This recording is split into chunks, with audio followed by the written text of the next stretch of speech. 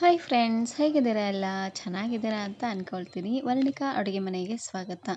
ಭಾಳಷ್ಟು ಜನಕ್ಕೆ ಉಪ್ಪಿಟ್ಟಂದರೆ ಇಷ್ಟ ಆಗೋದಿಲ್ಲ. ಅಂಥ ಟೈಮಲ್ಲಿ ಈ ರೀತಿಯಾಗಿ ಉಪ್ಪಿಟ್ಟನ್ನು ಮಾಡಿಕೊಡಿ, ತುಂಬಾ ಇಷ್ಟಪಟ್ಟು ತಿಂತಾರೆ ಅಂತಲೇ ಹೇಳ್ಬೋದು. ಹಾಗಾದರೆ ಬನ್ನಿ, ತಡ ಮಾಡದೆ ರೆಸಿಪಿನ ಶುರು ಮಾಡೋಣ.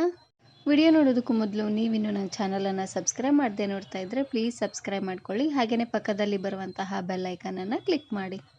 ಇದನ್ನು ಮಾಡಲಿಕ್ಕೆ ಮೊದಲು ನಾನಿಲ್ಲಿ ಒಂದು ಪ್ಯಾನ್ಗೆ ಸ್ವಲ್ಪ ಎಣ್ಣೆನ ಹಾಕ್ಕೊಳ್ತಾ ಇದ್ದೀನಿ. ಎಣ್ಣೆನ ಸ್ವಲ್ಪ ಜಾಸ್ತಿ ಅನ್ನೋಂಗೆ ಹಾಕ್ಕೊಳ್ಳಿ. ಉಪ್ಪಿಟ್ಟಂತೂ ತುಂಬಾ ಚೆನ್ನಾಗಿ ಸಾಫ್ಟಾಗಿ ಬರುತ್ತೆ. ನೋಡಿ, ಎಣ್ಣೆ ಚೆನ್ನಾಗಿ ಕಾಯ್ತಿದ್ದಂಗೆ ಇದಕ್ಕೆ ನಾನಿಲ್ಲಿ ಸ್ವಲ್ಪ ಜೀರಿಗೆ ಮತ್ತು ಸಾಸಿವೆನ ಹಾಕ್ಕೊಳ್ತಾ ಇದ್ದೀನಿ. ಒಂದು ಅರ್ಧ ಚಮಚ ಆಗುವಷ್ಟು ಜೀರಿಗೆ ಮತ್ತು ಸಾಸಿವೆನ ಹಾಕ್ಕೊಂಡ್ರೆ ಕರೆಕ್ಟಾಗಿ ಆಗುತ್ತೆ. ಹಾಗೆಯೇ ಒಂದೇ ಆಗುವಷ್ಟು ಕರಿಬೇವು ಸೊಪ್ಪು.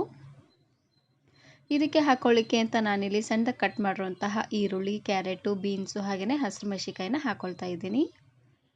ಎಲ್ಲವನ್ನು ಆದಷ್ಟು ಸಣ್ಣದಾಗಿ ಈ ರೀತಿಯಾಗಿ ಕಟ್ ಮಾಡಿ ಹಾಕ್ಕೊಳ್ಳಿ. ಇವಾಗ ಎಲ್ಲ ತರಕಾರಿಗಳನ್ನು ಪೂರ್ತಿಯಾಗಿ ಎಣ್ಣೆಲೆ ಸಾಫ್ಟ್ ಆಗೋ ರೀತಿಯಾಗಿ ಇದನ್ನು ಬೇಯಿಸ್ಕೊಳ್ಬೇಕು. ಇದಕ್ಕೆ ನಾನಿಲ್ಲಿ ಸ್ವಲ್ಪ ಉಪ್ಪನ್ನು ಹಾಕ್ಕೊಳ್ತಾ ಇದ್ದೀನಿ. ಉಪ್ಪನ್ನು ಹಾಕಿ ತರಕಾರಿನ ಬೇಯಿಸೋದ್ರಿಂದ ಬೇಗ ಬೆಂದ್ಬಿಡತ್ತೆ. ಇದ್ರ ಜೊತೆಗೆ ಯಾವುದಾದ್ರೂ ಕಾಳನ್ನು ನೆನೆಸಿ ಸಹ ನೀವಿಲ್ಲಿ ಹಾಕ್ಕೊಳ್ಬೋದು, ಚೆನ್ನಾಗಿರುತ್ತೆ.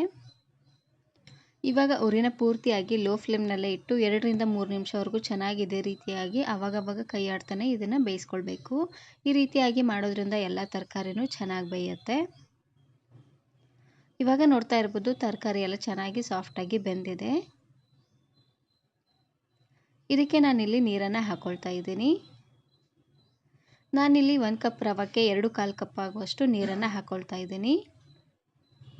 ನಾನು ಇದೇ ರೀತಿಯಾಗಿ ಬಹಳಷ್ಟು ಬ್ರೇಕ್ಫಾಸ್ಟ್ ರೆಸಿಪೀಸ್ನ ಅಪ್ಲೋಡ್ ಮಾಡಿದ್ದೀನಿ. ವಿಡಿಯೋ ನೋಡಿಲ್ಲ ಅಂದರೆ ಈ ವಿಡಿಯೋ ಕೊನೆಯಲ್ಲಿ ಹಾಕಿರ್ತೀನಿ, ನೋಡಿ ಚೆಕ್ ಮಾಡಿ.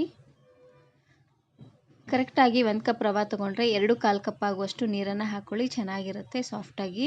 ಇದಕ್ಕೆ ನಾನಿಲ್ಲಿ ಸ್ವಲ್ಪ ಬೆಲ್ಲನ ಹಾಕ್ಕೊಳ್ತಾ ಇದ್ದೀನಿ. ಬೆಲ್ಲನ ಹಾಕೋದ್ರಿಂದ ಉಪ್ಪಿಟ್ಟಂತೂ ತುಂಬಾ ರುಚಿಯಾಗಿ ಬರುತ್ತೆ. ಬೆಲ್ಲನಾದರೂ ಹಾಕ್ಕೊಳ್ಬೋದು, ಇಲ್ಲಾಂದರೆ ಸಕ್ಕರೆನಾದರೂ ಹಾಕ್ಕೊಳ್ಬೋದು. ಸಕ್ಕರೆ ಹಾಕುವಾಗಿದ್ದರೆ ಒಂದು ಅರ್ಧ ಸ್ಪೂನ್ ಆಗುವಷ್ಟು ಹಾಕ್ಕೊಂಡ್ರೆ ಸಾಕಾಗತ್ತೆ.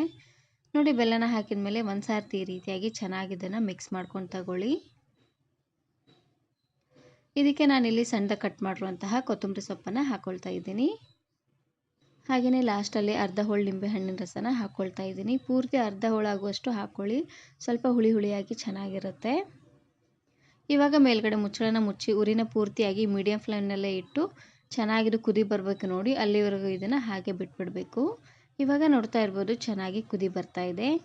ಈ ಟೈಮಲ್ಲಿ ಒಂದು ಸಾರ್ತಿ ಈ ರೀತಿಯಾಗಿ ಚೆನ್ನಾಗಿ ಇದನ್ನು ಮಿಕ್ಸ್ ಮಾಡಿಕೊಂಡು ರುಚಿ ನೋಡಿ. ಉಪ್ಪು ಏನಾದರೂ ಕಡಿಮೆ ಅಂತ ಅನಿಸಿದ್ರೆ ಇನ್ನು ಸ್ವಲ್ಪ ಉಪ್ಪನ್ನು ಸಹ ನೀವಿಲ್ಲಿ ಹಾಕ್ಕೊಳ್ಬೋದು. ನೋಡಿ, ಈ ರೀತಿಯಾಗಿ ಚೆನ್ನಾಗಿ ಕುದಿ ಬಂದಾದಮೇಲೆ ಇವಾಗ ನಾನಿಲ್ಲಿ ರವನ ಹಾಕ್ಕೊಳ್ತಾ ಇದ್ದೀನಿ. ನಾನಿಲ್ಲಿ ಬನ್ಸಿ ರವನ ಹಾಕ್ಕೊಳ್ತಾ ಇದ್ದೀನಿ. ನಾವು ಆವಾಗಲೇ ನೀರನ್ನು ಹಾಕ್ಕೊಂಡಿದ್ವಿ ನೋಡಿ, ಅದೇ ಕಪ್ಪಲ್ಲಿ ಕರೆಕ್ಟಾಗಿ 1 ಕಪ್ ಆಗುವಷ್ಟು ಬನ್ಸಿ ರವೆನ ಹಾಕ್ಕೊಳ್ತಾ ಇದ್ದೀನಿ. ಈ ರವೆನಾದರೂ ಹಾಕ್ಕೊಳ್ಬೋದು, ಇಲ್ಲಾಂದರೆ ಇದಕ್ಕಿಂತ ಸಣ್ಣ ರವೆ ಬರುತ್ತೆ ನೋಡಿ, ಚಿರೋಟಿ ರವೆ, ಅದನ್ನಾದರೂ ಹಾಕ್ಕೊಳ್ಬೋದು. ನೋಡಿ, ರವೆನ ಹಾಕಿದಾದಮೇಲೆ ಒಂದು ಸಾರ್ತಿ ಈ ರೀತಿಯಾಗಿ ಚೆನ್ನಾಗಿ ಇದನ್ನು ಮಿಕ್ಸ್ ಮಾಡ್ಕೊಂಡು ತಗೊಳ್ಳಿ, ಇಲ್ಲಾಂದರೆ ಗಂಟು ಥರ ಆಗಿಬಿಡತ್ತೆ. ಚಿರೋಟಿ ರವೆ ಹಾಕೋ ಹಾಗಿದ್ದರೆ ಒಂದು ಕೈಲಿಂದ ಚಿರೋಟಿ ರವೆನ ಹಾಕ್ಕೊಳ್ತಾ ಒಂದು ಕೈಯಿಂದ ತಿರುಗಿಸ್ಕೊಳ್ತಾನೆ ಇದನ್ನು ಹಾಕಬೇಕು, ಇಲ್ಲಾಂದರೆ ಗಂಟು ಥರ ಆಗಿಬಿಡತ್ತೆ. ಇವಾಗ ಮೇಲ್ಗಡೆ ಮುಚ್ಚಳನ ಮುಚ್ಚಿ ಉರಿನ ಪೂರ್ತಿಯಾಗಿ ಲೋ ಫ್ಲೇಮ್ನಲ್ಲೇ ಇಟ್ಟು ಒಂದು ಅರ್ಧ ನಿಮಿಷವರೆಗೂ ಬೇಯಿಸ್ಕೊಂಡ್ರೆ ಸಾಕಾಗತ್ತೆ. ಅರ್ಧ ನಿಮಿಷವರೆಗೂ ಬೇಯಿಸ್ಕೊಂಡಾದ್ಮೇಲೆ ಇವಾಗ ಗ್ಯಾಸನ್ನು ಆಫ್ ಮಾಡಿ ಪೂರ್ತಿಯಾಗಿ ತಣ್ಣಗಾಗ್ಲಿಕ್ಕೆ ಬಿಡಿ. ಒಂದು 10 ನಿಮಿಷ ಆಗ್ತಿದ್ದಂಗೆ ಉಪ್ಪಿಟ್ಟೆಲ್ಲ ಚೆನ್ನಾಗಿ ಅರಳ್ಕೊಳ್ಳುತ್ತೆ. ನೋಡ್ತಾ ಇದ್ದೀರಲ್ವಾ? ನೋಡ್ತಾ ಇರ್ಬೋದು ಎಷ್ಟು ಉದುದ್ರಾಗಿ ಹಾಗೆಯೇ ಸಾಫ್ಟಾಗಿ ಬಂದಿದೆ ಅಂತ.